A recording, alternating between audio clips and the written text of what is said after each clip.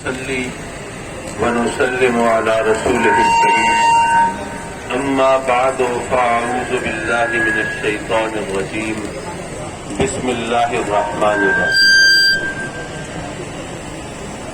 قرآن مجید کی عظمت و شان کی حفاظت کے لیے اور اپنی طرف سے ہر قسم کی قربانی اور ایثار کے اظہار کے لیے اور رب کی بارگاہ میں یہ عرض کرنے کے لیے کہ مولا تیرا کرم ہے، تو نے ہمیں شرف انسانیت بخشا اور پھر تو نے ہمیں ایمان کی دولت سے نوازا اور مزید یہ کہ اپنے محبوب علیہ الصلوۃ والسلام کی امت میں تو نے ہمیں پیدا کیا.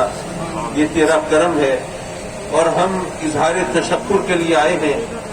اور یہ بات ذہن میں رکھیے کہ اس وقت ساری دنیا میں اگر کسی اور مذہب کے ماننے والوں کے لیے کوئی آزمائش نہیں، کسی اور مذہب کے مقدس ہستیوں کے بارے میں کوئی اختلاف نہیں، ان پر کوئی توہین نہیں، ان کے مقدس مقامات یا ان کی مقدس چیزوں کے لیے لوگوں کی طرف سے، دنیا کی طاقتوں کی طرف سے کوئی منفی انداز نہیں. یہ صرف مسلمانوں کے لیے اور اسلام کے لیے ہے. تو اس کی وجہ کیا ہے؟ اس کی وجہ یہ ہے کہ یہ دنیا اسلام سے خوف زدہ ہے. اسلام کے خلاف پروپیگنڈا کرنے کے باوجود، اسلام کو تخریب کاری اور دہشت گردی کا مذہب قرار دینے کے باوجود، اسلام کو تنگ نظری اور متعصبی کا شکار قرار دینے کے باوجود وہ دنیا دیکھ رہی ہے کہ دنیا میں سب سے زیادہ تیزی سے پھیلنے والا مذہب اسلام ہے. خود ہیلری کلنٹن نے کہا تھا کہ اسلام از دا فاسٹسٹ گروئنگ ریلیجن ان امریکہ. اور آج صرف امریکہ کی بات نہیں، آج ساری دنیا کی بات ہے کہ اسلام کی صداقت اور سچائی یہ منہ بولتا ثبوت ہے.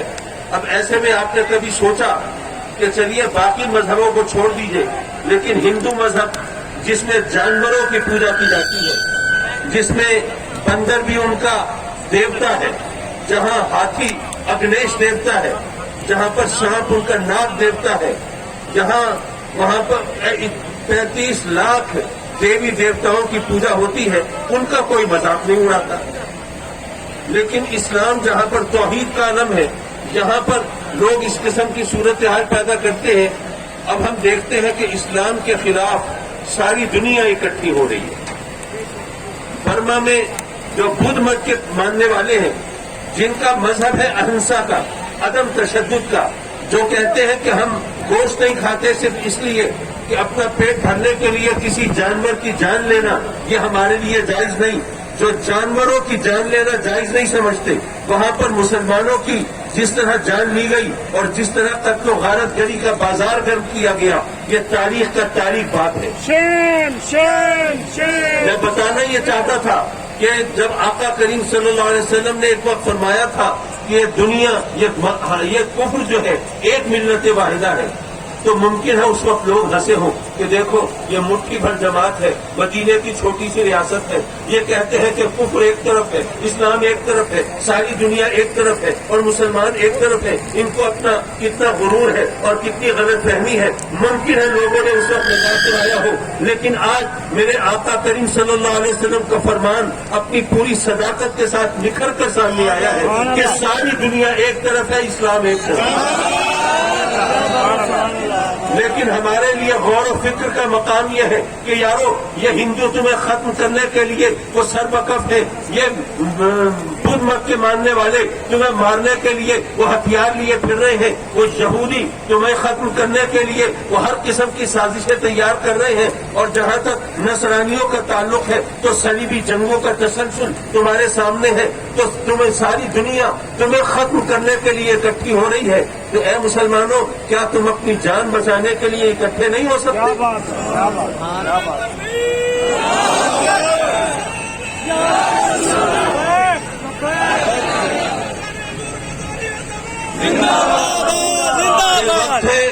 یہ وقت ہے امت مسلمہ کو اتحاد و اتفاق کی دعوت دینے کا. میں تسلیم کرتا ہوں کہ یہ کوئی لمبی چوڑی تقریر کا وقت نہیں، لیکن ایک بات بہت غور سے سنیے. میرے آقا کریم صلی اللہ علیہ وسلم نے فرمایا تھا کہ مسلمان ایک جسم کی مانند ہو. اچھا اللہ کے فرامین ہو یا میرے آقا کریم کے، اس میں تو مفہوم و معنی کے سمندر معزل ہوتے ہیں نا. اس میں ایک مفہوم تو آقا کریم نے خود متعین کر دیا، فرمایا مسلمان ایک جسم کی مانند ہے. جس طرح جسم کے ایک حصے کو تکلیف ہو، سارا جسم اس تکلیف میں شریک ہوتا ہے. چوٹ انگلی کو لگے، آنسو آنکھوں سے بہتے ہیں. چوٹ انگلی کو لگے، سسکیاں ہچکیاں تو ہمارے منہ سے ہونٹوں سے ادا ہوتی ہیں.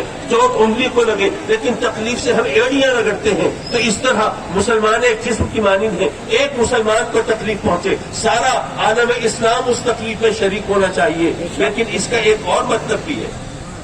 آپ نے اگر کوئی کام کرنا ہو تو ظاہر ہے سارے جسم کو یکجہتی کا مظاہرہ کرنا پڑتا ہے. ایک قلم ہاتھ میں ہو، دوسرے ہاتھ میں کاغذ ہو، آنکھوں سے دیکھیں گے، ذہن سے سوچیں گے، آپ کی ٹانگیں آپ کو پرسکون بیٹھنے پر آمادہ کریں گی، تبھی آپ لکھ سکیں گے. تو کوئی بھی کام تبھی کر سکتے ہیں جب جسم یکجہتی کا مظاہرہ کرے، وہ اکٹھا ہو. میرے آقا کریم نے فرمایا مسلمان ایک جسم کی مانند ہے. یاد رکھو جب بھی تم کوئی بڑا کام کرنا چاہو گے تو تمہیں ایک جسم کی طرح متحد ہونا پڑے گا. اور اس حدیث کا ایک اور مطلب بھی نکلتا ہے، یارو مسلمان ایک جسم کی مانند ہے. ذرا سوچو کیا یہ ممکن ہے کوئی شخص میرے اس ہاتھ کا دوست ہو اور اس ہاتھ کا دشمن ہو؟ کیا یہ ممکن ہے کوئی میرے سر کا دوست ہو اور سینے کا دشمن ہو؟ نہیں. جسم ایک اکائی ہے، یا کوئی دوست ہوگا یا کوئی دشمن ہوگا. بس دوست اور دشمن کو پہچاننے کی ضرورت ہے. میرے آقا کریم نے بھی فرمایا مسلمان ایک جسم کی مانند ہے. اے مسلمانوں اگر تم جسم کی طرح متحد ہوگے تو تمہارا دشمن بھی ہے، تمہارا دوست بھی ہے. یہ کیسے ممکن ہے کہ کوئی افغانستان کا دوست ہو اور ایران کا دشمن ہو؟ کیسے ممکن ہے کوئی پاکستان کا دوست ہو اور ترکی کا دشمن ہو؟ کیسے ممکن ہے کوئی حجاز کا دوست ہو اور لبنان کا دشمن ہو؟ نہیں. اے مسلمانوں تمہارے دشمن تمہارے دوست ایک ہیں، صرف پہچاننے کی تمہیں ضرورت ہے. اس لیے آج یہ موقع آیا ہے جب ہم قرآن کی عظمت کی بات کرتے ہیں تو وہ قرآن کو جلانے والے وہ سازش کر رہے ہیں. دیکھیے مجھ سے ایک آدمی نے کہا، صحافی نے پوچھا کہ جناب پاکستان میں بھی تو قرآن جلانے کے واقعات ہو جاتے ہیں، تو اس پر تو آپ اتنا ہنگامہ نہیں مچاتے، اس پہ شور نہیں مچاتے. میں نے کہا یہاں پہ کوئی قرآن کو نظر آتش کرتا ہے، بے شک وہ غلط کرتا ہے لیکن وہ توہین کی نیت سے نہیں کرتا، وہ تو غلط فہمی کی وجہ سے کرتا ہے. اس پر بھی ہم بے حرمتی کا فتویٰ لگا کے اس کے خلاف بھی احتجاج کرتے ہیں. لیکن سویڈن کے اندر جو کچھ ہو رہا ہے وہ دراصل اسلام دشمنی کی وجہ سے ہو رہا ہے. وہ عدالتوں سے وہ منظوریاں لے کے آتے ہیں جناب ہمیں تحفظ فراہم کیا جائے. ہم قرآن کو نظر آتش کرنا چاہتے ہیں، اس کو تحفظ دیا جاتا ہے. تو اس کا مطلب یہ ہوا کہ وہ دنیا کے امن کو تباہ کرنا چاہتے ہیں اور پاکستان مسلمانوں پر وہ دہشت گردی کا لیبل لگانا چاہتے ہیں. اب یہ ہمارا کام ہے، یہ جم غفیر ہے، لیکن انہوں نے ہاتھوں میں پتھر نہیں اٹھائے ہوئے، انہوں نے ہتھیار نہیں اٹھائے ہوئے، یہ گولیاں نہیں برساتے، یہ خون کی زبان میں بات نہیں کرتے، یہ محبت کے دعوے دار ہیں. یہ کہتے ہیں ہمارا ساری دنیا کے لیے پیغام محبت ہے. تو پھر ہمارے طرف تم نفرتوں کی بوچھاڑ کیوں کرتے ہو؟ یہ عظیم ہمیں یہ پیغام دینا ہے کہ ہم ان تخریب کاروں اور دہشت گردوں کو بتا دینا چاہتے ہیں کہ جو اسلام ہے وہ بے شک امن و سلامتی کا مذہب ہے، لیکن امن و سلامتی کا مطلب یہ نہیں ہے کہ آدمی بزدل ہو جائے. اس کا مطلب یہ نہیں ہے کہ وہ ہر محاذ پر وہ شکست تسلیم کر لے. نہیں، ہم سر کٹانا بھی جانتے ہیں اور سر کاٹنا بھی جانتے ہیں.